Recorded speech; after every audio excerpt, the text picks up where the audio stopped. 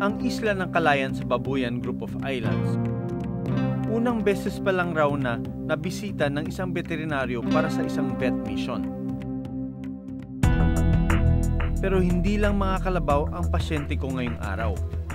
Binisita rin ako ng isang kambing. Anong pangalan ng kambing mo? Jimmy. Turukan natin ito.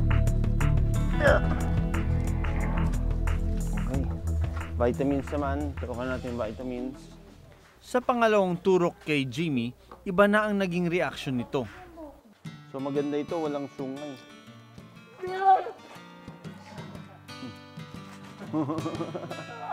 Nagreklamo siya sa vitamins. Ayaw ko na. Bukod kay Jamie, kasama rin ni Kuya Ferdinand ang kanyang babaeng kambing. Ito, buntis to. Mukhang malapit na rin mga anak ito, no? Nakailang beses na bang panganak to? Bali, pangatlo na po ito ngayon. Baka mamaya may mastitis to, ah. May infection po. May nana, oh. Ang problema, dahil buntis siya, hindi natin siya matuturukan ng antibiotics. Ang pwede kong gawin, lilinisan ko yung pinakadaanan ng gatas niya, no? Kasi baka mamaya masuso ng kid yan, yung anak ng kambing, eh, may infection. Kaya pala nasasaktan pag ginawakan. So, kita nyo yan, no? Akala natin gatas, pero ano siya, nana. Turukan ko muna ng vitamins.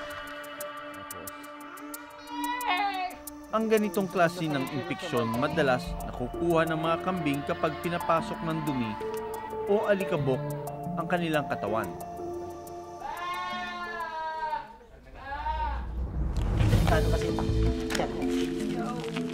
Napasukan ng dumi, tapos nabarahan, kaya ganyan, no? Kita mo, pagkatapos ko i-squeeze out yung nana, eh, may dugo na. So, ang gagawin natin dito, we will flush the teeth. Bobombahin natin yung loob, ano, para mawala yung infection sa loob. Dahil mga anak pa lang ang babaeng kambing, pwede niyang mapasa ang infeksyon sa kanyang mga magiging anak. Kaya naman, dapat itong agapan. So, flush natin. Medyo malinis na. Para mapakinabangan to ng anak niya, no? Linisin natin. Kita nyo, pag may infection, nagkakaroon ng bula, oh.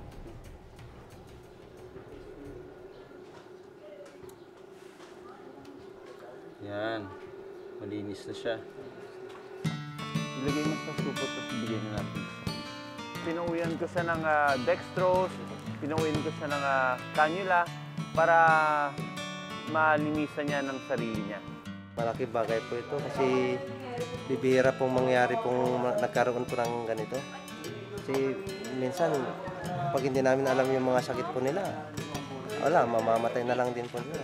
Maraming salamat sa inyo po.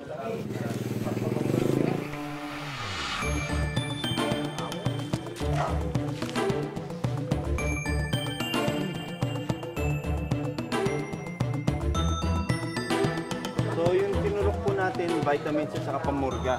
So, naging successful yung ating vet mission dito. Naging cooperative naman yung mga magsasaka. Bagamat ito yung unang beses pa lang nilang paturukan yung mga hayop nila, pero they are very receptive. Sa pagtatapos ng aming araw, sa 4 na magkakaibang barangay sa isla ng Calayan, halos 200 hayop ang aming natulungan. Dito ko kasi na-realize kung gaano nila pinapahalagaan ang mga alaga nila dahil hindi lang sila basta alaga kundi kasama nila ito sa mga kanilang hanap buhay. Kaya sobrang fulfilled kami sa ginawa naming vet mission dahil natulungan namin yung mga magsasaka.